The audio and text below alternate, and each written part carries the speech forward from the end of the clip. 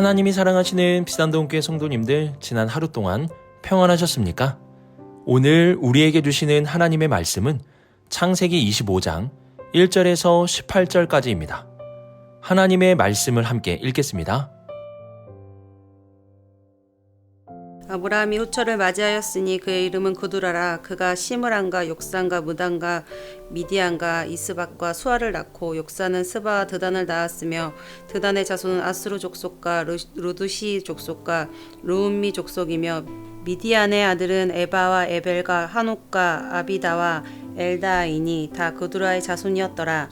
아브라함이 이삭에게 자기의 모든 소유를 주었고 자기 서자들에게도 재산을 주어 자기 생전에 그들로 하여금 자기 아들 이삭을 떠나 동방 곧 동쪽 땅으로 가게 하였더라. 아브라함의 향년이 175세라. 그의 나이가 높고 늙어서 기운이 다하여 죽어 자기 열조에게로 돌아가매 그의 아들들인 이삭과 이스마엘이 그를 마므레 앞 헷 족속 소알의 아들 에브론의 밭에 있는 막벨라굴에 장사하였으니 이것은 아브라함이 헷 족속에게서 산 밭이라. 아브라함과 그의 아내 사레가 거기 장사되니라. 아브라함이 죽은 후에 하나님이 그의 아들 이삭에게 복을 주셨고 이삭은 브엘라 헤로이 근처에 거주하였더라. 사라의 여종 애굽의 하갈인 아브라함에게 낳은 아들 이스마엘의 족보는 이러하고 이스마엘의 아들들의 이름은 그 이름과 그 세대대로 이와 같으니라. 이스마엘의 장자는 느바요시요 그 다음은 게달과 압브엘과 밉삼과 미스마와 두마와 마사와 하닷과 데마와 여둘과 나비스와 게드마니 이들은 이스마엘의 아들들이요 그 총과 부락대로 된 이름이며 그 족속대로는 12 지도자들이었더라. 이스마엘은 향년이 137세의 기운이 다하여 죽어 자기 백성에게로 돌아갔고 그 자손들은 하일라에서부터 아수르로 통하는 애굽 앞 술까지 이르러 그 모든 형제의 맞은편에 거주하였더라. 아멘. 기도하겠습니다. 사랑의 하나님 아버지, 오늘도 우리에게 말씀을 주심에 감사드립니다. 아브라함의 죽음과 관련된 말씀을 바라보며 죽음이 우리의 삶의 끝이 아님을 기억하게 하시고 죽음을 넘어 위대한 하나님의 약속을 바라보며 살아가는 우리 모두가 되게 하여 주옵소서. 이 모든 말씀 우리 주 예수 그리스도의 이름으로 기도드립니다. 아멘.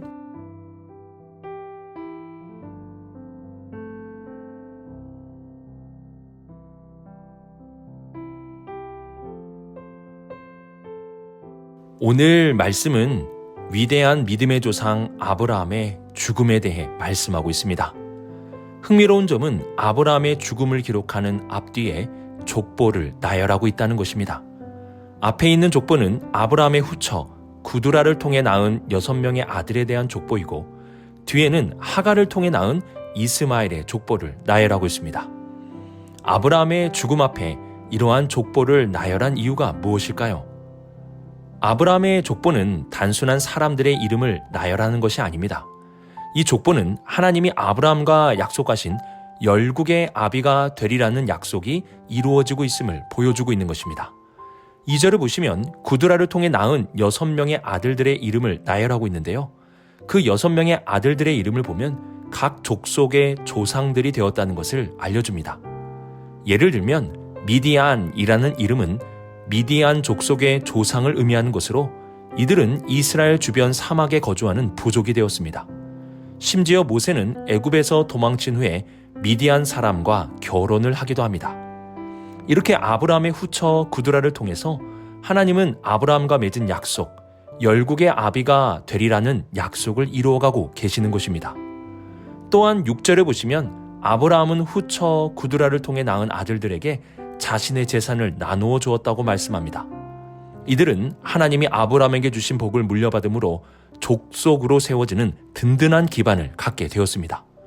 이렇게 하나님은 아브라함과 맺은 약속을 지키고 계십니다. 또한 이스마엘의 족보도 하나님이 아브라함과 맺은 언약들이 계속 이어지고 있음을 보여주고 있습니다. 하나님은 여종의 아들이었지만 아브라함의 씨앗이었기에 그에게도 번성하여 하나의 큰 민족을 이루게 하실 것을 약속해 주셨습니다. 그리고 이스마엘이 12 아들을 낳음으로 한 민족을 이루게 됨을 오늘 말씀은 우리에게 알려줍니다. 창세기는 아브라함의 죽음 앞뒤에 족보를 기록하므로 열국의 아비가 되게 하시겠다는 약속이 이루어져 가고 있음을 우리에게 보여주고 있습니다. 아브라함의 죽음과 동시에 하나님의 약속도 끝나게 되는 것일까요? 아닙니다. 죽음이 하나님의 약속을 멈추게 할 수는 없습니다. 아브라함의 삶은 약속의 마지막 종착역이 아니라 중간 정류장과 같습니다. 하나님의 약속은 나의 삶의 종착역이 되는 것이 아니라 나를 지나서 계속 이어지게 되는 것입니다.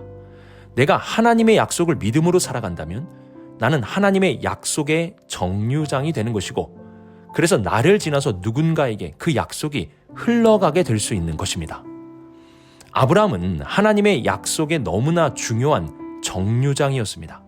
그 정류장을 지나서 수많은 사람들이 하나님의 약속의 수혜자가 되었습니다. 우리도 하나님의 약속의 소중한 정류장이 된다면 우리를 지나서 많은 사람들이 하나님의 약속의 수혜자가 될 것입니다. 하나님의 약속을 믿음으로 하나님의 약속을 흘려보내고 누군가를 향하여 지나가게 하는 소중한 약속의 정류장들이 되시길 주님의 이름으로 축복합니다.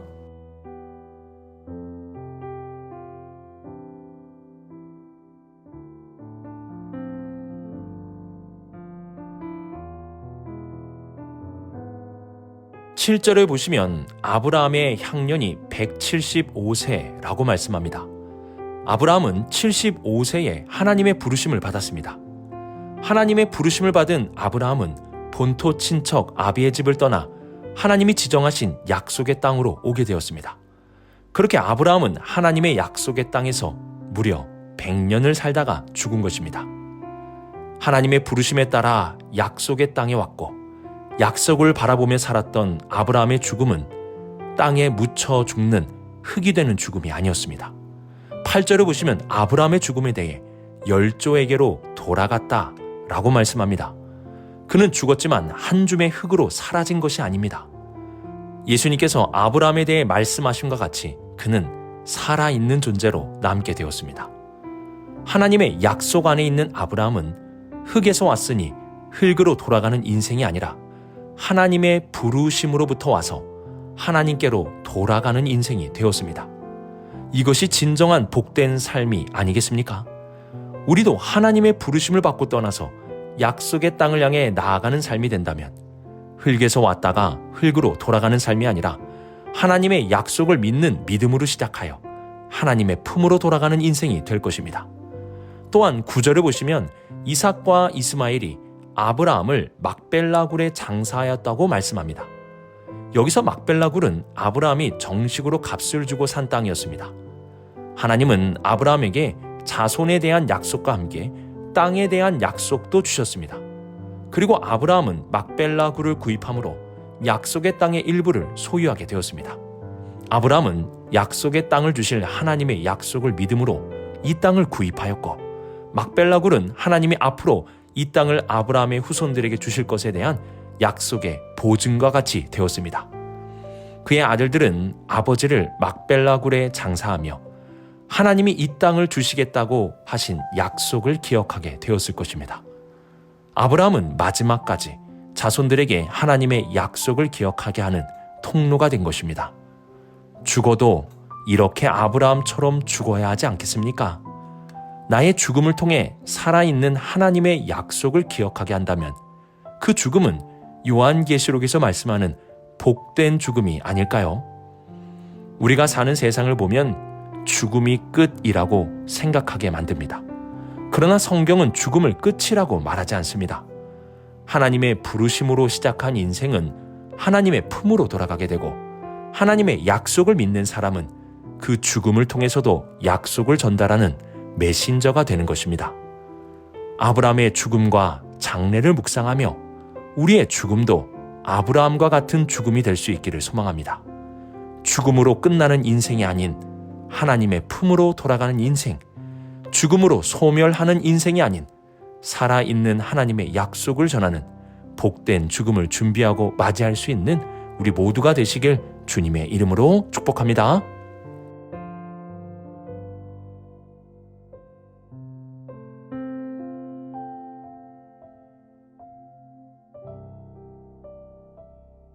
아브라함은 평생을 가나안 땅의 나그네로 살았습니다. 그러나 그는 하나님께서 이 땅을 주신다는 약속을 믿었습니다. 그는 하나님의 약속을 믿음으로 그 땅을 구입하였고 그 땅에서 자신의 아내 사라를 장례 치렀습니다. 또한 자신의 장례도 그 땅에 치르게 되므로 후손들에게 이 땅을 주실 하나님의 약속에 대한 분명한 메시지를 남겼습니다. 이후에 이스라엘 백성들은 여호수아와 함께 가나안 땅을 차지하게 되었습니다. 그때 막벨라 굴은 이스라엘 백성들이 자신의 힘과 능력으로 이 땅을 차지한 것이 아니라 하나님이 약속하신 것을 우리에게 이루어 주신 것임을 기억하게 하는 소중한 땅이 되었습니다. 아브라함이 구매한 막벨라 굴에는 아브라함과 사라를 비롯하여 이삭, 리브가 그리고 야곱과 레아가 묻히게 되었습니다. 어떻게 보면 가족 묘지 아닌가라는 생각이 들 수 있는데요. 막벨라 굴은 족장과 그의 부인들의 묘지뿐만이 아니라 하나님께서 이 땅을 주시겠다고 하신 약속을 믿음으로 살았던 믿음의 조상들의 묘지였습니다. 그리고 그 묘지는 이후에 후손들에게 큰 울림이 되어 이 땅을 차지하는 순간 하나님이 약속대로 우리에게 주신 땅임을 기억하게 하는 영적인 장소가 되었습니다. 앞으로 이스라엘 백성들은 가나안 땅에 대해 어떻게 바라보느냐에 따라서 그들의 삶은 완전히 달라지게 되었습니다. 어떤 사람은 이 땅은 우리가 땀 흘리고 수고하여 얻은 우리가 차지한 우리의 땅이라고 여기며 그곳에 살게 되었고, 어떤 사람은 하나님이 약속하신 대로 우리에게 선물로 주신 하나님의 땅이라고 믿으며 살기도 하였습니다. 아쉽게도 이스라엘 백성들 가운데 이 땅은 우리의 땅이라고 여기는 사람들이 늘어나게 되었고, 가나안 땅에는 인간의 욕심과 죄악이 넘쳐나게 되었습니다. 그리고 결국 이들은 그 땅에서 쫓겨나 포로가 되었습니다. 이것이 이스라엘의 역사가 주는 땅에 대한 교훈입니다.